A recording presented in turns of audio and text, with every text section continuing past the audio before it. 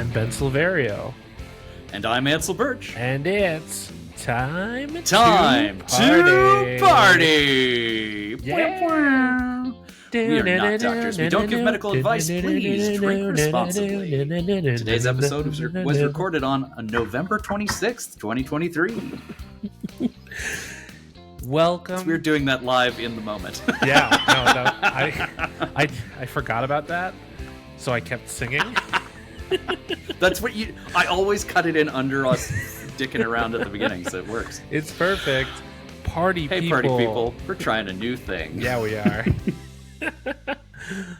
Welcome, party people, to Time to Party, where we get into some shit. You know, usually about time travel, about parties, about finger guns. But this month, we wanted to do something a little special. You know, like a little Christmassy treat for you.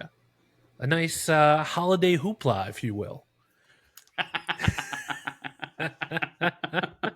That's right. It's time to Christmas party. Yes, it is. The whole thought process behind this was it's been such a I believe the technical term is shit show of a year. Shit show, yeah. Yeah, so in an effort to make things more festive, more jolly, I thought that we could go back and talk about some of our favorite Christmas movies so that we can get into the holiday spirit. And a noble endeavor, right? Like, you know, everyone needs a little Christmas cheer, and it just seems like this year the whole Time to Party crew could use a little bit extra. So I was talking to a few people today, and we were all agreeing that 2023 seems to have been bad for everybody. So if you also had a rough 2023, you know, hit us up on your social media platform of choice. Maybe we're there. Yeah. I mean, who knows how much longer we'll be on X, right? Oh, man. I just got invited to the Cards Against Humanity one. Really? I think it's called Yowza. Oh, jeez. Yeah, I think it's Yowza. We'll see how that goes. Oh. Yeah. It might just be like a Black Friday promotional gag. Like, I don't know if it's a real thing that they're doing, but anyway, yeah. When it comes to something will happen. When it comes to committing to a bit, Cards Against Humanity goes all in. That is true. I could see them creating the best social media platform for the next 5 years as a bit by accident. Yeah, right. But maybe we all remember the big hole they dug. So funny. Oh my gosh. What about one where, like, wasn't it that they literally sent people boxes of shit? Mm-hmm. Yep. Yeah. Nuts. And they clarified, like, no, this is an actual box of shit. There will not be cards in it. People still bought it. And they assumed that people would just dig through the shit to look for a card. They certainly might. Who knows that they didn't? Yeah, that's true. But all right, so let's talk about how this Time to Christmas Party series is going to work. Ansel and I have decided to pick 4 of our favorite Christmas movies, and we're going to talk about them a little bit. Yeah. Because, you know, Christmas comes along with Christmas break and no school and no homework. We're not going to do edutainment for a month. Hopefully... That's right. No. We skipped our homework as well. Okay. I see. I love it. That's a good angle. Hopefully you don't miss it too much, but don't worry. Edutainment will be back. I'm sure we'll hyperfixate on something on the way through. It'll be fine. It's true. Don't worry. We still have the same old tangents coming your way, just not not any that require any homework. But yes, this is supposed to be a fun, festive, joyous, easygoing, shallow dive into some of our favorite holiday spectaculars. Starting with, as you could probably tell from the name of the episode, if you're paying attention. Yeah, unless you're a podcaster or you're a podcatcher, just auto played the next episode. At which point, like, thanks Yeah. for having us on your auto play. You people are on the nice list. Yeah, Not that the ones who don't do that aren't, but you just get extra points. sure, Extra yeah. points. So the first movie that we're going to talk about is a classic. I mean, surely all of these are classics, but like this one literally is considered one of the best movies of all time, not just one of the best holiday or Christmas movies of all time. From one of the best actors and one of the best directors. Yep. This one's got everything. Everything. So the movie that we're talking about is It's a Wonderful Life.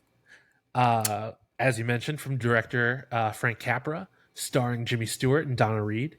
In case you don't know what we're talking about, you've probably been living under a rock.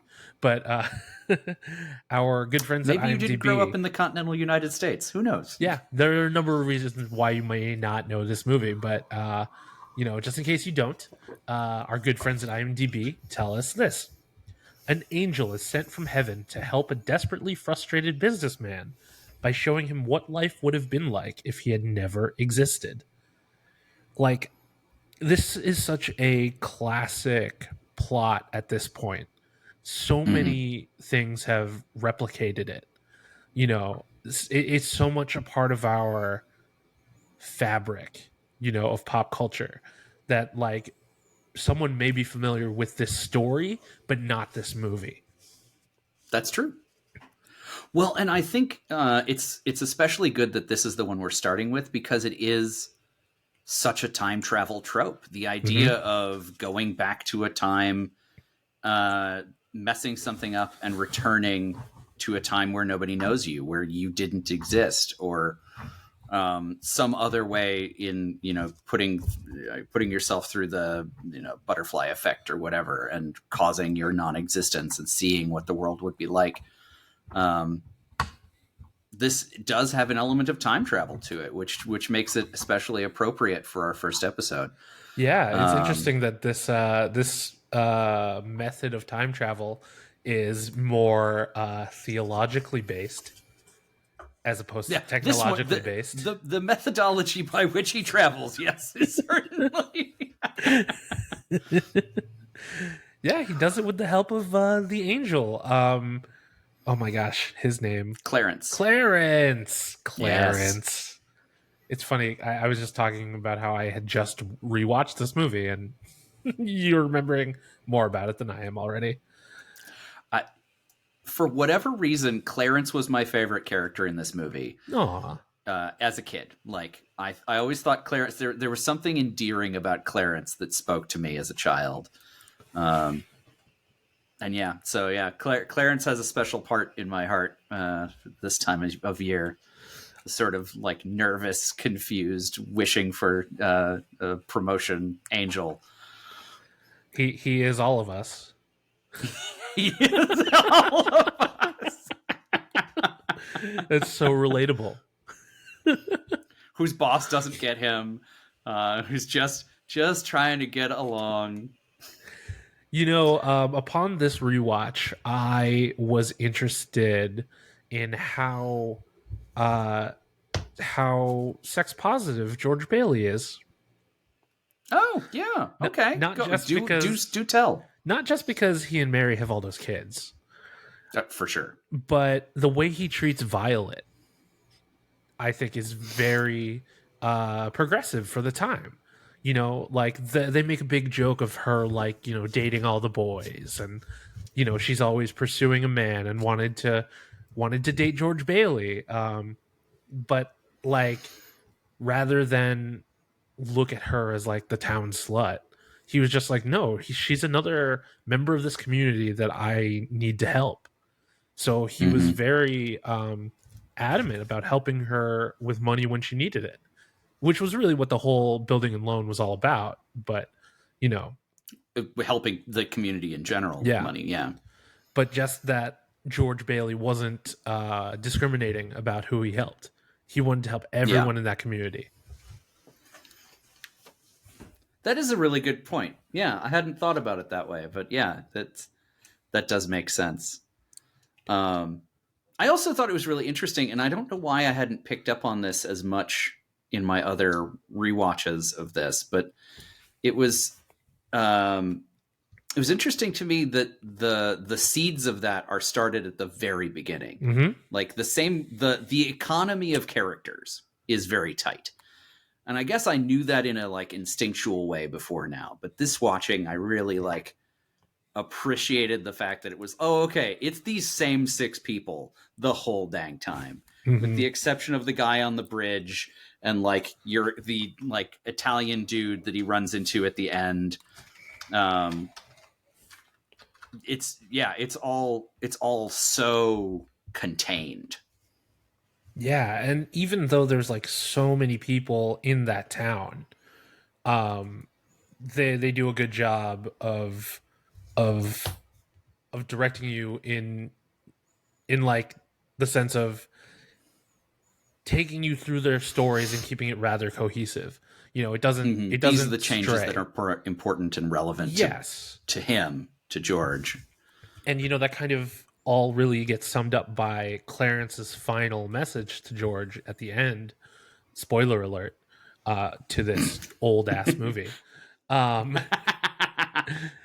Clarence writes in a copy of oh my gosh, it was Tom Sawyer, right? Tom Sawyer, yeah. Yeah, that's the book he was reading at the very beginning of the book movie. He says, "Dear George, remember, no man is a failure who has friends. Thanks for the wings. Love, Clarence." I feel like that message really hits home this year for me in particular. You know, I mean, we don't really get into our personal stuff on the pod too much, like here and there, right? But like, you know, well, it actually, I think what it is we don't get into our like low grade personal stuff. We jump straight to our like weird sex fantasies from high school and shit like that. We've gotten to a like we've skipped the middle ground and gone straight to the like crazy stories. Yeah, we only don't talk about current events in our personal life very often on the pod. Yeah, well, you know, for me, in 2023, I was laid off from my main gig, you know, and I started to like kind of really feel like a failure because it was just like, oh, I'm not getting accepted at other places for the same position. And I, you know, having to be on this hunt is so taxing and trying. And it really fuels the imposter syndrome. You know, it's like, am I really good at what I'm doing? You know, but like after rewatching this and seeing Clarence's message, I'm just like, yeah, I guess I'm not really a failure. You know, it's not really like my fault, right? Like, yeah. Well, and the people who truly know you know that you are worthy and care. Yeah. It's an important thing to remember, and the holiday season is the best time to be reminded. Not just from, you know, movies like It's a Wonderful Life, but from your family and friends that you hopefully get to see and spend the time with. Question. Go on. Why is It's a Wonderful Life considered a Christmas movie when it's really about George's whole life? I think it's because it takes place primarily at Christmas. You know, the whole though? thing with okay, the climax of the movie happens primarily at Christmas. Okay. You know, there are all of these Christmas touch points that happen throughout the movie. And it culminates at Christmas, you know, with Zuzu's petals and the Christmas tree and all of that business. And I think there's also like a Christmas vibe that sort of suffuses it, even from the very beginning. You know, is it the first or second flashback where his brother falls through the ice? That's the second one. First flashback. Is it the first one? Okay. Oh, I think it is the first one.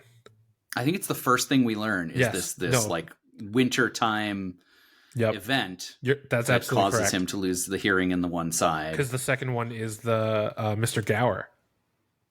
That's right. Yes. Yeah. Okay. I was unsure whether it was Mr. Gower and then the ice, or the ice and then Mr. Gower. But yeah. And that sort of sets the tone, right? It's a winter movie the whole way through, even though a huge portion of it, especially the like summer years of his life, if you think about it that way, his like high school era, that's all, time non-specific. I think those are like autumn, summer period. But we start with this winter event and then we end with a winter event. So it gives the movie this winter feel, is my thought. Okay. That's my guess. I could buy that. Plus the posters all had them with the Christmas tree in the background and him holding Zuzu. And sure.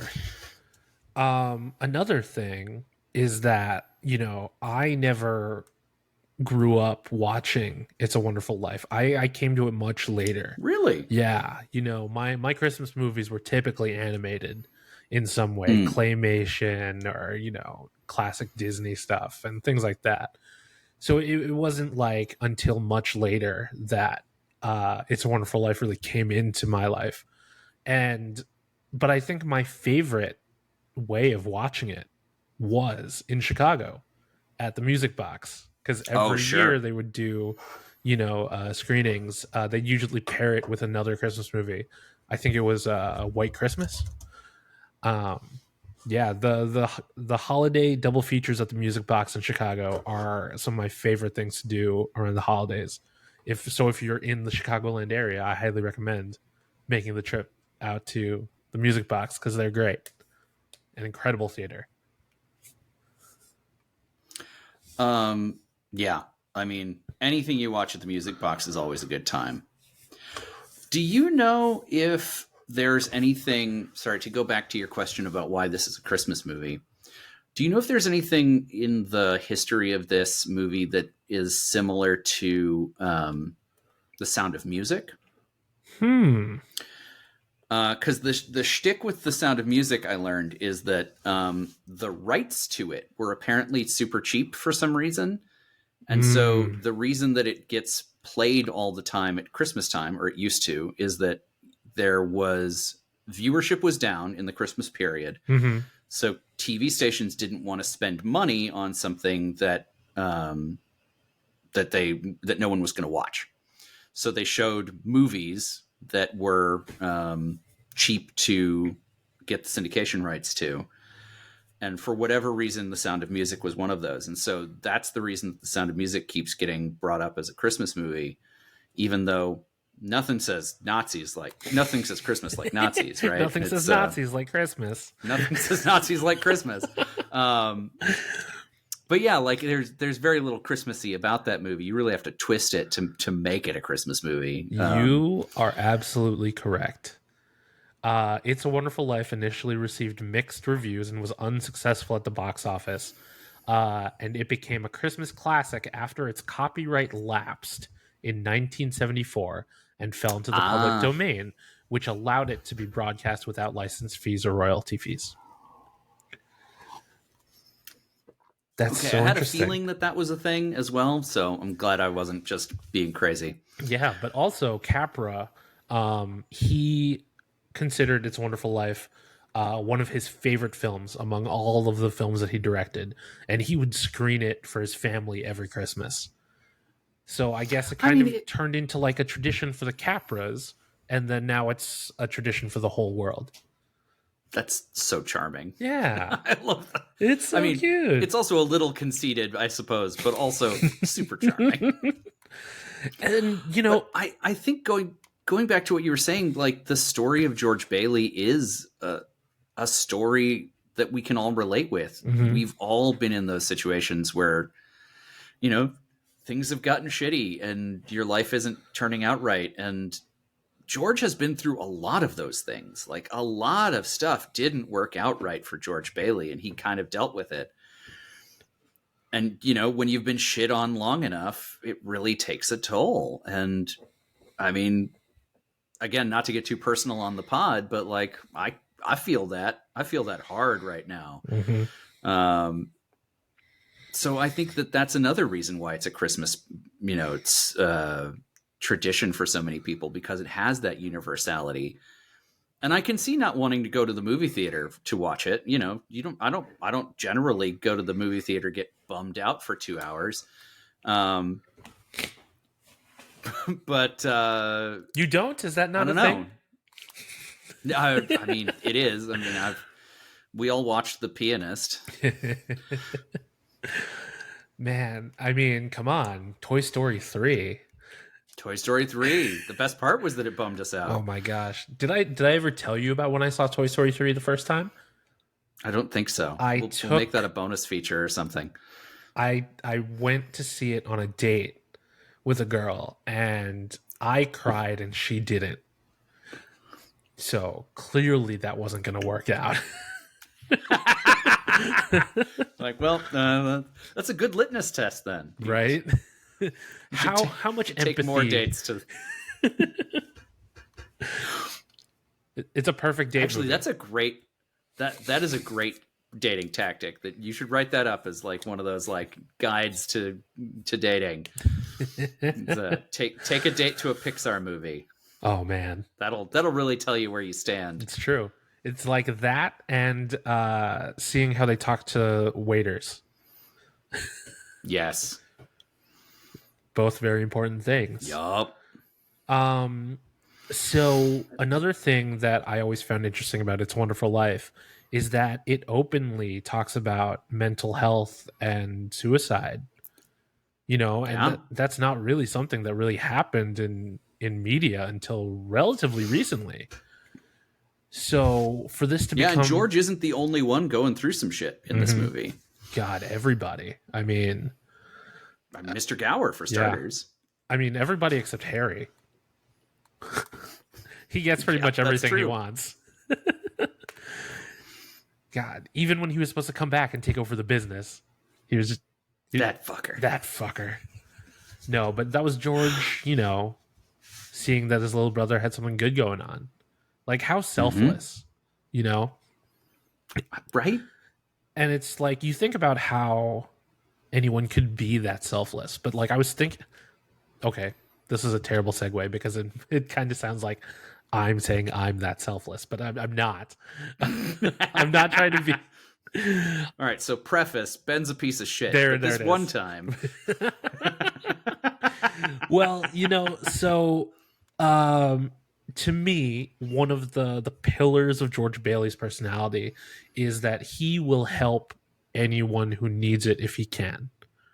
Mm-hmm. And I've always held that as a personal pillar as well, like learning from my grandparents to my parents to, a lot of people in my family. It's like a Silverio characteristic, not solely, other people do this too. But I witnessed this growing up where I always saw the adults in my family helping people whenever they can.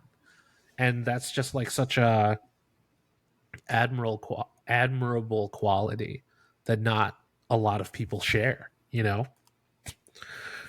So to see it in George Bailey, it's nice to see that, rewarded in the end. Mm-hmm. Because if people ask for help, the answer should be yes, unless there's a reason for it to be no, unless there's something that stops you or you really, really can't or whatever. And I feel the same way. And I think that is another, I agree. I agree. That is one of the things I admire in George and hopefully can aspire to.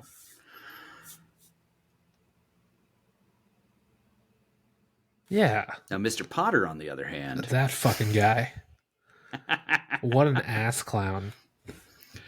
When I was still doing Starlight Radio Dreams, I wouldn't say one of our best bits, but one of the very good bits we did was Mr. Potterotica, which was a spoof on Potterotica. Oh my God. Harry Potter erotica podcast, this real thing. but our spoof was about Mr. Potter from this movie. Oh So my it was god. erotica about his sexual fixation on buildings. On buildings? Yeah, that was what we decided. Was it was slash fic, Mr. Potter on buildings. That is incredible. That's so funny. I can't can't believe you did that. We did a lot of things on that show. Oh my god. We So we're coming up on our time for this episode. Oh, sorry, go ahead. Yeah. So we mentioned, at the beginning of this that It's a Wonderful Life has seeped into all areas of pop culture, really. Like Saturday Night Live has done a skit, with William Shatner. Tiny Toon Adventures has done an episode. The Muppets have done their own version of this on their TV special. It's a very merry Muppet Christmas movie. It can go on and on and on, but this year there is a horror movie homage to It's a Wonderful Life called It's a Wonderful Knife. Yes. It is starring Joel McHale from Community and Justin Long from so many great things. Justin Long plays the bad guy. He's the Mr. Potter character. Okay. And basically, this girl, who is Joel McHale's character's daughter, she stops a killer from going on a spree in their town.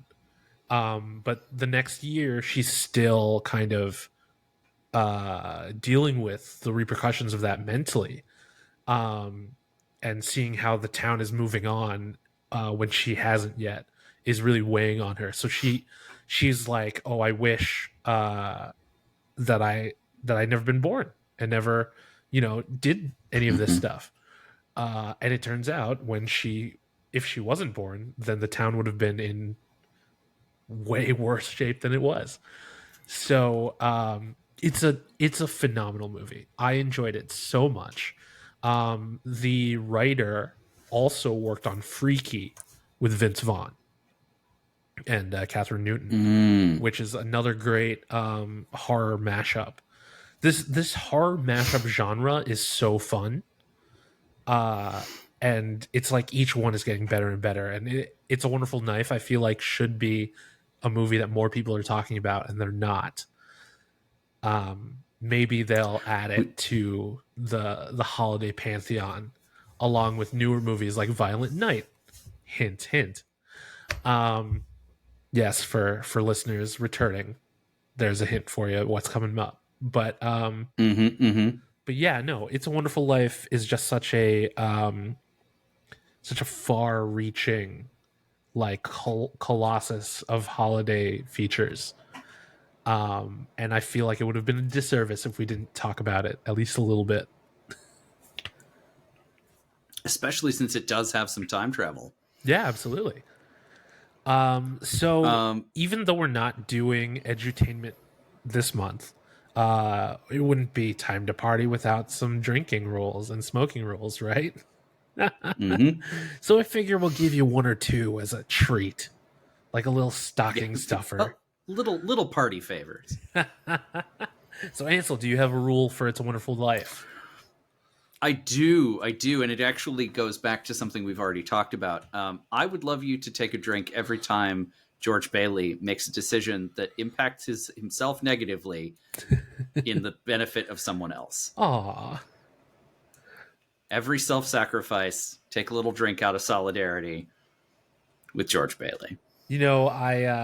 My rule is similar because, okay. my rule is in favor of George Bailey. And my rule is take a drink every time you want to punch Mr. Potter in the face. Yes. What an asshole. Fun fact, on AFI's 100 Years, 100 Heroes and Villains list, number 6 was Henry Potter. That's impressive. Yeah. So, Wow. even AFI knows that everyone wants to punch him in the face. Is Darth Vader ahead of him? That's a good question. Let's see who's actually on this list. Come on. Okay, that's heroes. Well, while you're looking at that, I'll give you another drinking rule. I thought that it was really interesting to have the frame narrative of the angels come in periodically throughout the movie to do the narration. And even though I don't smoke, I feel like there is a great opportunity for them to improve your experience. So I feel like you could take a hit every time we go back to the angels. And I would think that you'll get a nice little buzz that'll get you through that whole movie. Okay, so I'm going to give you the top 5. Since Mr. Potter was Okay. number 6, I'll give you everyone who was better than Mr. Potter. At number worse. Or worse than Mr. Potter, right. Number 5 is Nurse Ratched from One Flew Over the Cuckoo's Nest. Okay, I buy that. Number 4 is the Wicked Witch of the West from The Wizard of Oz. Undeniable classic. Number 3, Darth Vader, Empire Strikes Back. Really? Yeah, specifically there Empire. There are 2 above Darth Vader. Yeah. And number 2, I wouldn't have put him above Darth Vader. I'm surprised. But number 2 is Norman Bates from Psycho.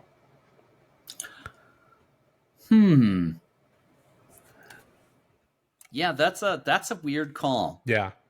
But number 1, I don't feel like Norman Bates's impact is as that's what I'm deep saying, or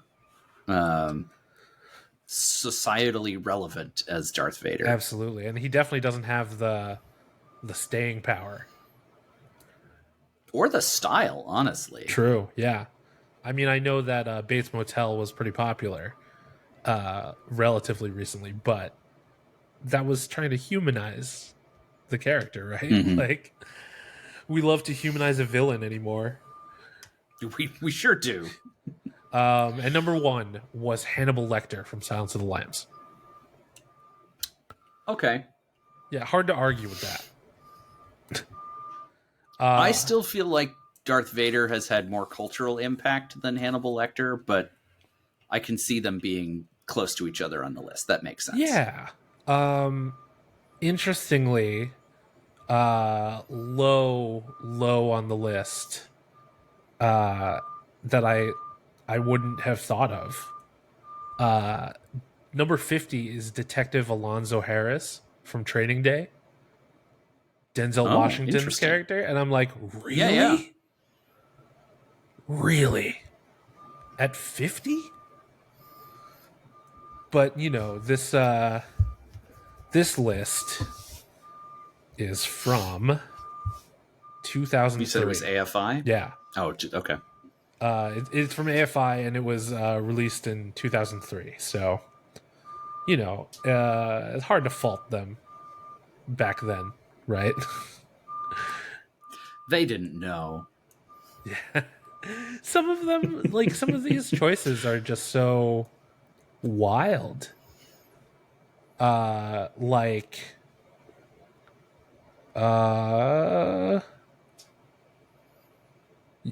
to think of what other Travis classic Bickle. villains. Blofeld?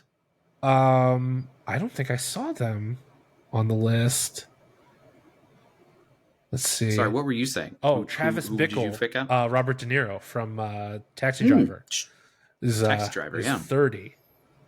While Freddy Krueger is 40. Interesting. Yep. Yeah, I would have put Freddy Krueger higher than Travis Bickle for sure. Jack Nicholson's Joker is 45.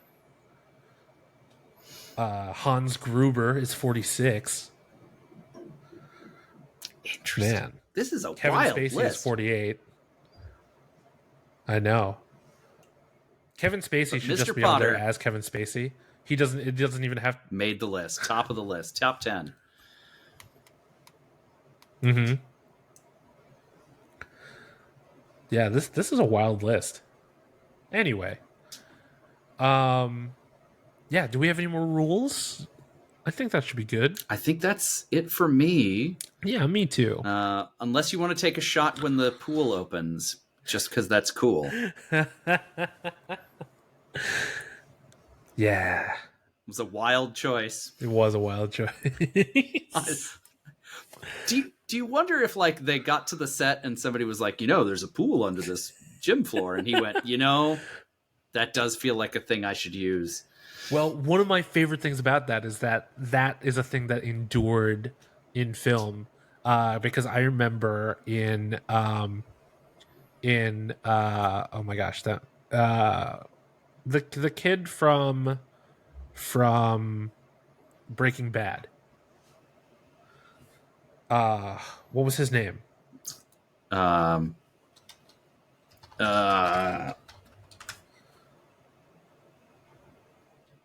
Anyway, Aaron Paul. Yeah, Aaron Paul. Aaron yes, Paul there it is. Was in a teen movie. I believe it was Whatever It Takes.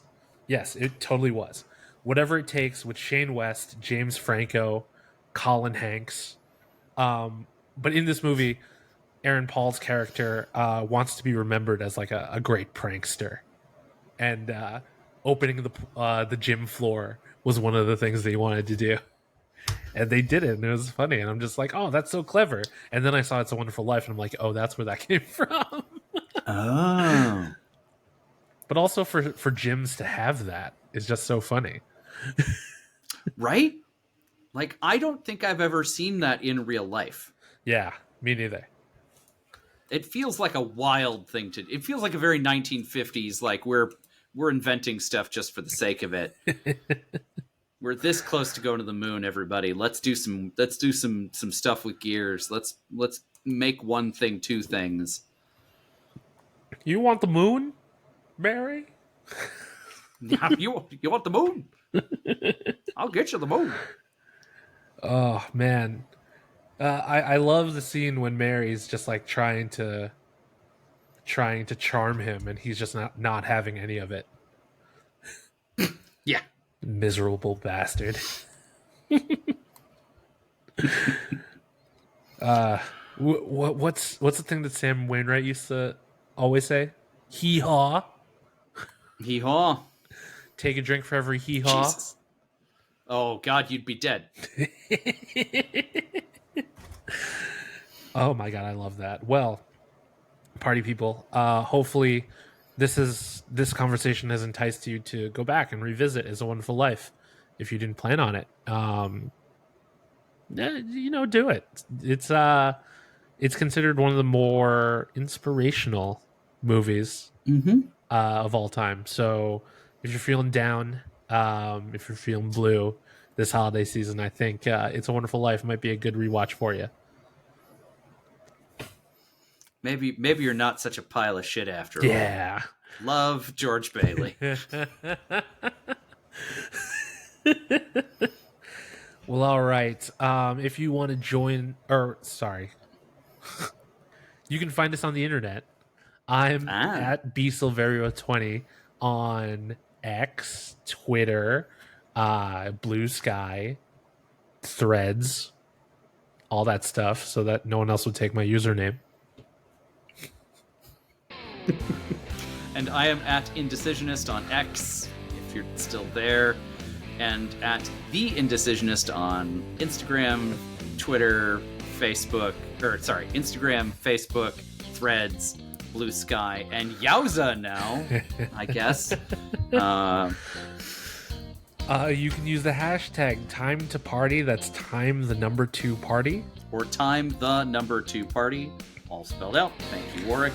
'Tis the season to be excellent to each other. And party on, dudes. Happy holidays. I wish I had like jingle bells. We'll put some in post. It'll be fine.